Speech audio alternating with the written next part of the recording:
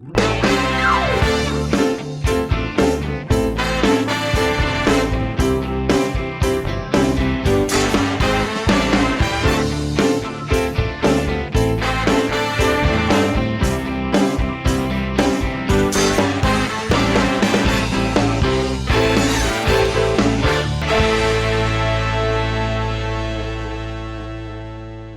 hello and welcome to the Lewis Nichols Show. I'm really excited that our next guest is joining us to talk about her time on Waterloo Road, her career and much more. So let's say hello to the lovely Sadie Pickering. How are you? Hi Lewis, hi everybody. I'm great, thank you. So happy to be here. Thank you. So lovely. Looks like you're inside a wardrobe. You've got loads of clothes that are surrounding you. Yeah, I've got clothes and hats surrounding me. This is the best place for internet connection and sound. This is where I do all my things. Sometimes I cover up the clothes, but I thought I'll just leave them. Looks really cool. Well, I mean, first of all, you mentioned before we came on that actually you watched the reunion and you saw loads of your friends and stuff. So what did you think of it? And what was it like to see everyone on the call? It's so nice because it's like a big family, and you know, I have stayed in touch with a few of the people, but I had such, you know, such like good connections with everybody. We got on so well, and yeah, watching the reunion was actually really moving. It's just lovely. I love everyone. It was such a good bunch. I think Jason said there wasn't a bad egg. Like, everyone got on. It was really, really great job for so many reasons, and that was one of it. Just great people. Well, we got lots to ask you about Waterloo Road, but I mean, for you, when you were growing up, was being an actress and performing arts something that you always wanted to do? Was it kind of a massive passion of yours from the beginning? Yes. So I started as a child actor. I started, I can't tell how old you are, so I don't know, like, 27. if you'd remember it.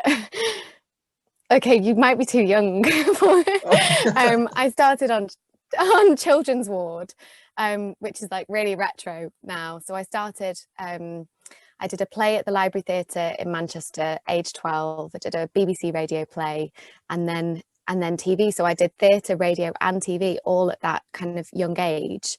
But children's ward was my first telly job, and I just had really supportive parents. My dad used to take me to acting classes in Manchester. David Johnson, he's I think he's still around teaching kids. He was a great teacher, quite scary. So I had a really good upbringing in terms of like working my craft as a child. And then as I grew up, I just took time out of school to do jobs like At Home with the Braithwaites, Heartbeat, the Alan Pascoe, like lots of jobs. I just take out like pockets of time. Oh, and there was a great job that I did called 24/7, which was a kids show, another CITV job, and that did quite well in America, but really cool cast. If you ever to do a reunion with that one, they're all doing amazing things. It didn't ever go like huge. It was kind of underground, but the cast was really strong for that. So yeah, I loved acting as a kid. Always loved it. And obviously you see a lot of child actors, they do that, you know, when they're a child and they grow up to do kind of other jobs. So what was it for you that, you know, made it a consistent thing when you were going into your teens and then early 20s? Because, you know, it wasn't like you just did child acting and then left. You continued this, you know, all the way up to the present day. Yes. I think I remember a careers meeting at school, and it was still considered not like a real job. I still had, I'm sure the lady was trying to like sway me down the path of like, you know, a normal job. But yeah, I carried on and learnt so much I think you learn so much from your fellow actors, and being on set felt like home for me because I'd spent so much time there at a young age. But then I did actually go to drama school for 3 years down in London, and that was a really amazing experience too. So I learned so much throughout that whole period of time. And obviously with Waterloo Road, I don't know if that answered the question. No, it did. No, it definitely did. And obviously with Waterloo Road, when you joined the show, it was this well established. It was huge. It was literally one of the biggest shows on the BBC. So when you found out that you'd actually got this part, What was going through your mind? Because this was a game changer in the sense of a job for you, because you know it's the biggest show. It's going to catapult you to the next level. Yes, huge job. So this was in my final year of drama school. I actually left drama school early because I got a job in a horror film called Splintered, and the casting director that cast me in that cast Waterloo Road. So Michelle Smith, she also cast Waterloo Road. So she pulled me in for that, for the audition. And I was in my early 20s. And the first audition I went for, because you go for a few rounds when you go for, especially a regular character, you have to go through a series of rounds. And I looked too old. So she said to my agent, can you ask her to come back in a school uniform? And I did. And I had no makeup on. I just looked really, really young. and then got it. And I was just like over the moon, couldn't believe it. So happy. And it's that it is, I already knew people in it. Like Lauren Drummond, I used to act with her at drama schools as a kid. Yeah. And so I knew people in it. I knew of the show. I was already a fan. And yeah, it was just best thing. So how old were you when you joined it? Because when we've been doing these interviews, I mean, some people were kind of like in their mid-20s when they were playing these teenagers. So was that the kind of similar case for you? Yeah, I can't remember exactly how old I was, but it was early 20s because it was Wow. just after drama school. And I think when I actually went back, I went too young. I think I'd gone from one extreme to the other. Yeah. I actually bought a full uniform for that casting. But yeah. So most of us, it's like Dawson's Creek, they were all older playing younger, weren't they? Well, I mean, it's interesting. You just said then that you were a fan of the show, obviously, before you even joined. So, you know, when you're on set for the first time and you see people like Philip Martin Brown, who of course plays Grantley, and Jason Doan, these characters that you would have watched in the previous series, were there ever kind of an element of starstruck, like, oh my God, okay, that's Grantley Budgeon walking past? Yes, yeah. That feeling though quite quickly goes, because then you become part of it. You have that feeling at the beginning when you're like the outsider, like the new person. And with Waterloo Road, they were such like a family, like I said, so welcoming. You just become part of it. So that like excited, starstruck feeling is there at the beginning, and then it goes away quite quickly. They just become your friends. Yeah. Well, what was it And like? Of colleagues, course, I a guess. big part of the show for you was Luke Bailey, you know, incredible actor. And it was this love story that we love it in Waterloo Road, the ultimate love story. So what was it like working with, working with Luke?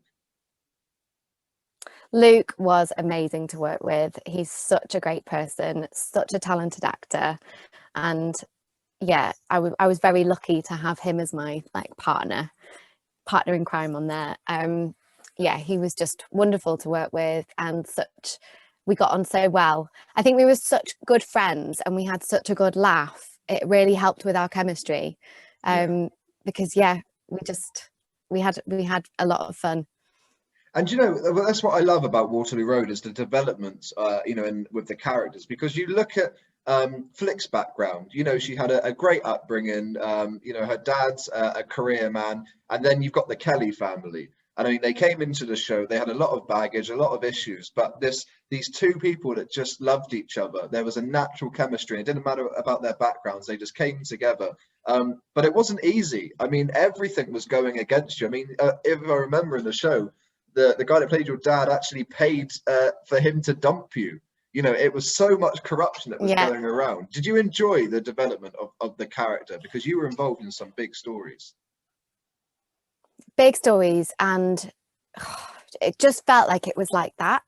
The Yeah, whole series, which took us up and then took us down again, and it was like you say, like a bit of a Romeo and Juliet type. It was such a struggle for us to be together, and we loved each other so much. But he was so good for Flick, and that's what the yeah. dad, what Ralph couldn't see. He was so good for her. yeah, it's just, and then he paid him £5,000 to dump me, and then came and attacked him with a golf club. I It was remember that. awful. It was, what was that like to film? Because that was such a shocking Oh, scene. Because I mean, he comes out of the car, he's running up this bank, and then just attacks him. So what was that like? Can you remember the day that you were actually filming that scene? Because it had such an impact on the show. yeah, actually watching it looked really real. So I think those emotions that I have in that scene felt really real. Yeah. It was scary, really scary. Yeah, he's such a talented actor too, and it was so sad because we lost him. Malcolm, the guy that played Ralph, he actually passed away. But yeah, he was such a wonderful man, played my dad. Well, I mean, you had obviously the amazing love story, but then of course Philip Ryan became a little bit of a stalker. We mentioned it in the reunion. You didn't have the best time with that character, but he seems like such a funny actor. When you think So that, funny. was he like that, you know, in real life on set? Yeah, so funny, so funny. And I enjoyed that like tangent storyline as Yeah. well. That was so much fun. And And it was a bit of lightness as yeah. well. So was it your decision to leave the show? Because it felt as a viewer that, you know, you were involved in some big storylines and it was just getting kind of warmed up. And then, you know, the next term you weren't there anymore. So it was kind of like, okay, where are these amazing characters gone? Was it your decision to kind of leave and go, no? No, I understand though. Like, I definitely would have carried on. It was such a nice job. It was just one of those, like, you know, gems. I'll always look back on it as one of my favorite times. I think though, with the storyline with Marley and Flick, I think they'd kind of rinsed that storyline and maybe it had nowhere else that it could go. Like, they took us up and down, Yeah. and then I think it reached a point of closure where it's sort of, they needed to tie it up. So maybe it felt like it was done. But I was actually researching for this interview, reminding myself about things. And I read on this fan page that Flick and Marley went to university and that they were still together. There was this whole like extra story. I didn't realise. People, I mean, we had messages today, people wanting to know. One of the questions was for me to ask you if you're still together. And I think people genuinely feel this story's real. You know, they love to believe it. And I think that's nice, you know, in a way that actually the show means so much that the characters are real to them, you know? I think that was so cool. Yeah, I think they're still together. I think they are. I think they were like soulmates. They were meant to Yeah. be together. And I hope that despite everything that happened, they managed to make it work. So I hope that they found their own place in the world and escaped the clutches of Ralph and found their own place, maybe went traveling, or I don't know. But yeah, I think they were really good together. There was nothing wrong with their relationship. It was all the things Yeah. outside influencing it. Well, I mean, when you left the show as an actress, you went to work on some other projects, but I did notice, I mean, more recently you're back doing what you do, but there was a big gap where that, you know, you weren't acting, it kind of seems. So was there a reason for that? Did you kind of step away and decide to have a break?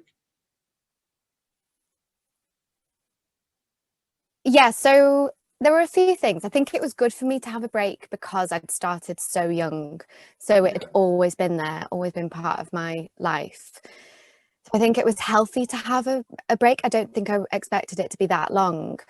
So there were a few things on there's a job that I did called Popatron, where I was it was like a spoof of like T4, where we were like presenters interviewing celebrities, interviewing like pop stars, and it was a really fun job. Lots of improvising, lots of comedy. Actually, Joel Dommett was my sidekick in it, Nice. and he's gone off to become a huge presenter. So it was acting, but we were playing presenters. So, but in this job, I had my character was absolutely ridiculous, and anyway, I'd quit the show to become a pop star, and I was doing my music video for this pop star character, and I was in this pink catsuit surrounded by feathers, having this photo shoot where I was lying on the ground, and then a light fell on my head, but it was like one of those huge massive spiky Yeah. like metal lights, someone knocked into it and it smashed down on my head, and I ended up with this like big scar. And after that, it's kind of like I saw the light.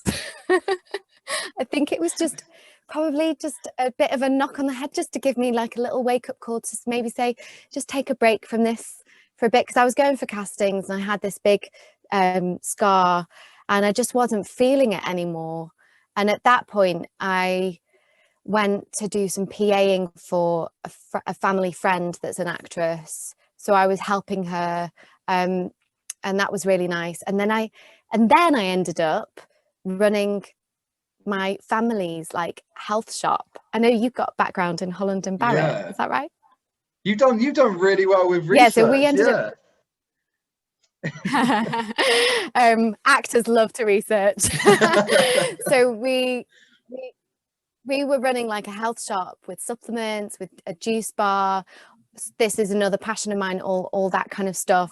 And we ran events and gigs. So it was a family business back up north. And that's what led to 5 years of stepping out of it, because I was still doing the odd casting and it was just taking me away from that. And I was letting people down. And I just thought, I'm just going to do this for a bit and just get my roots back so that I know exactly what I'm doing, and just do something else and gain some.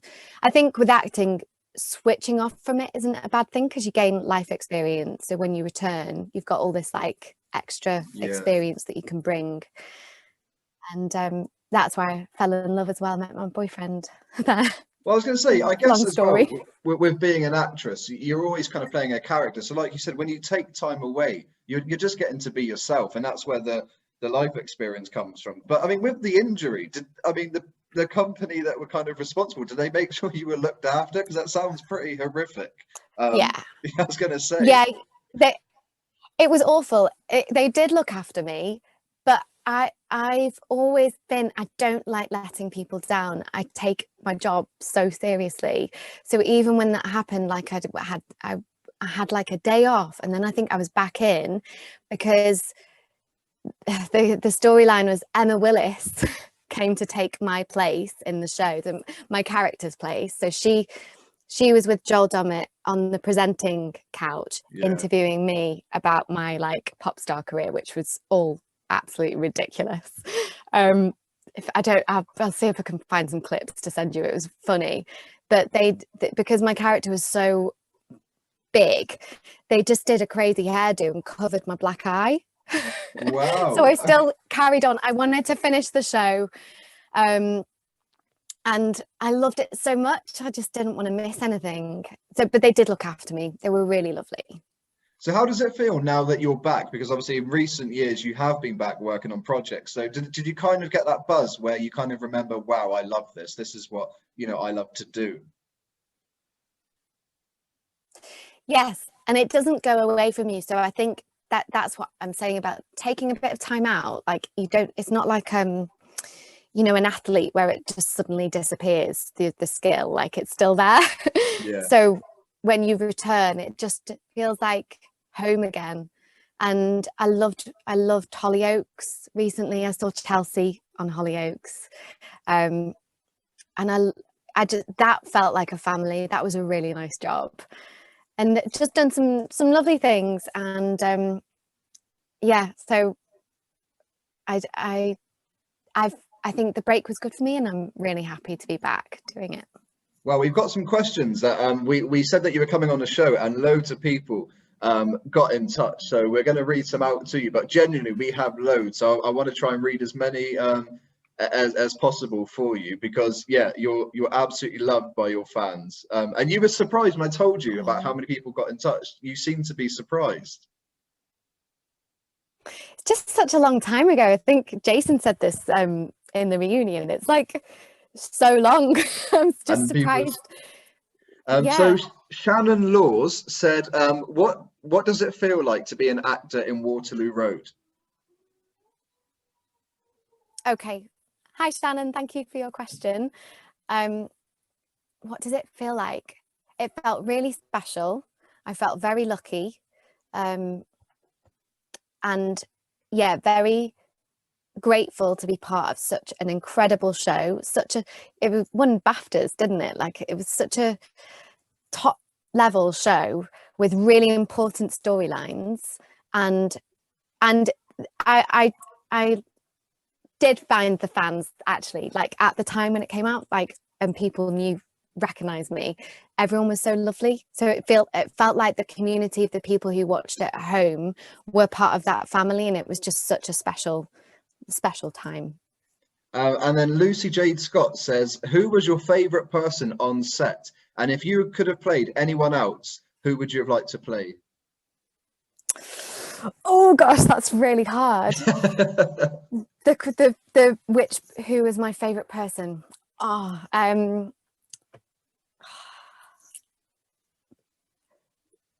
obviously I've talked about Luke already. Yeah. So I've got two, Denise and Reese. Reese played such a bad character, like an evil character, but he's the sweetest soul I think I've ever met. He's just such a sweet person. So I think Reese. And what was the second part of the question? The second, they said, if you could have played anybody else, so kind of change your character to play an established character, who would you have chose to play?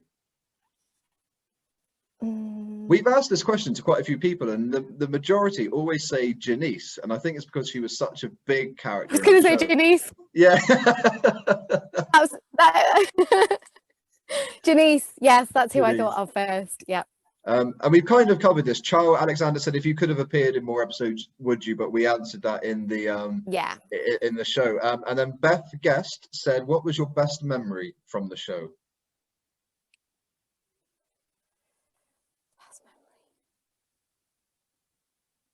These are so hard, aren't they? Because when the questions are just fired at you, it was such a long time ago. It's really difficult for you to kind of remember them. You know what? I'm going to pick something from like backstage that we would.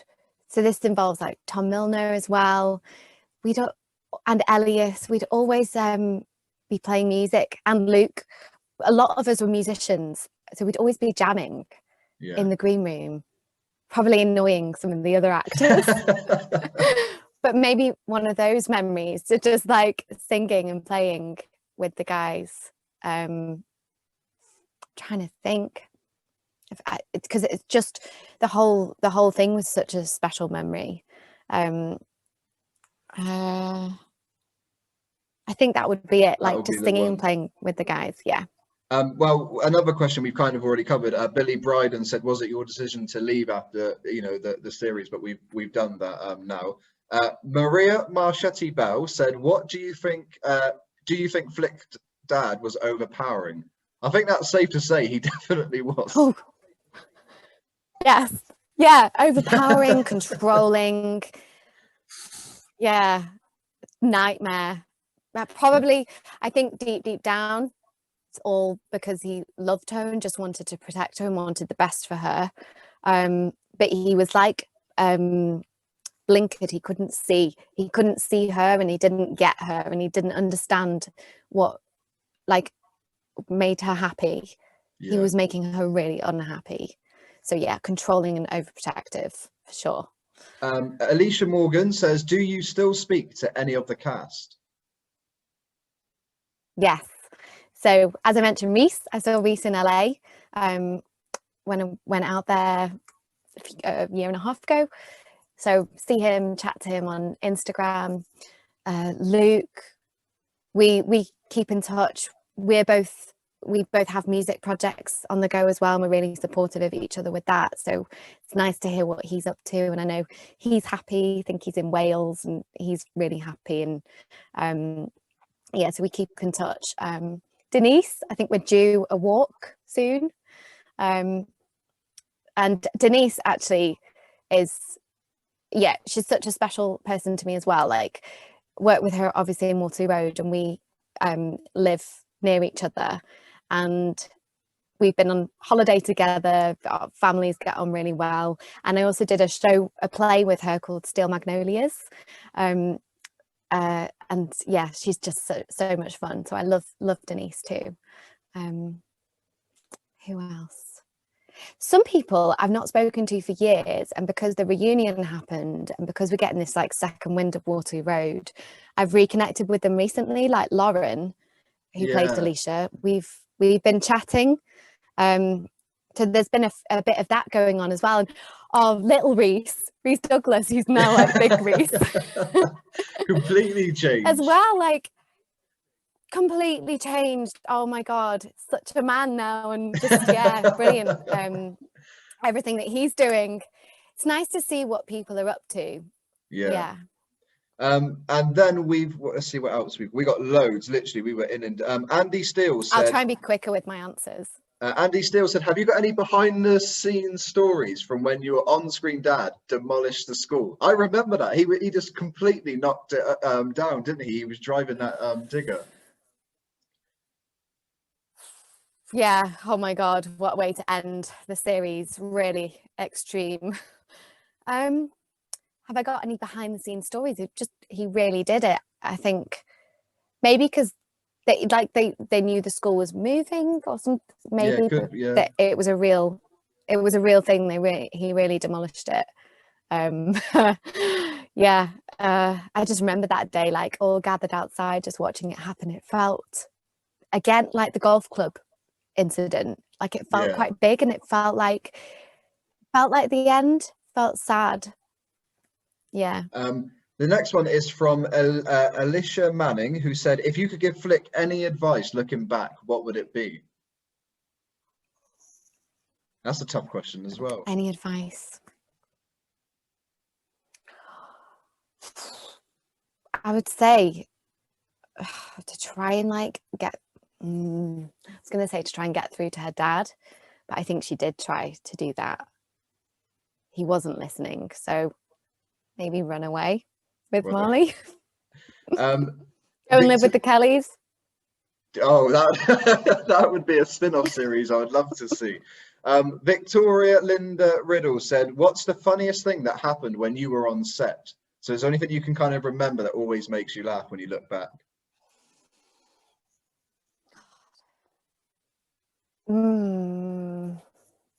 Funniest thing. We would always be laughing.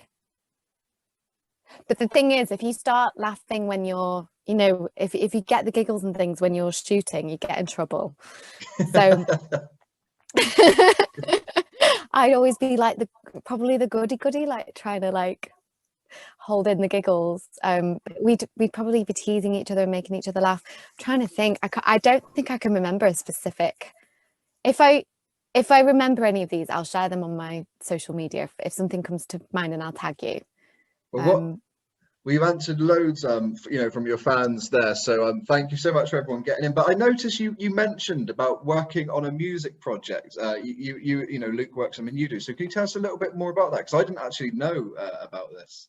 Yeah. Thank you for asking. Yeah, actually, I crowdfunded to make an album.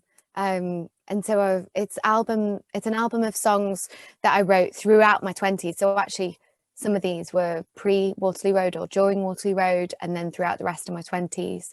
So it's a collection of songs. They're really from the heart. And I just wanted to get this album made. And by crowdfunding, it's brilliant because you raise the funds. So people, it's like they buy the album before it's made. But it also makes you accountable to finish, because I sometimes think as a creative, you can just like drift and never actually like make the things. So I'm really proud of it. It's quite folky in style. It's called Leftover Dust. It's on all the platforms now, so Spotify and Apple and everywhere. Actually, Luke supported me in the project. He pledged towards it. Wow. Yeah, so I play guitar and I sing and write songs. So is that out now, the album? Yeah, that's out now. It's called Leftover Dust, and it's 10 songs. Nice. And it's out. Yeah.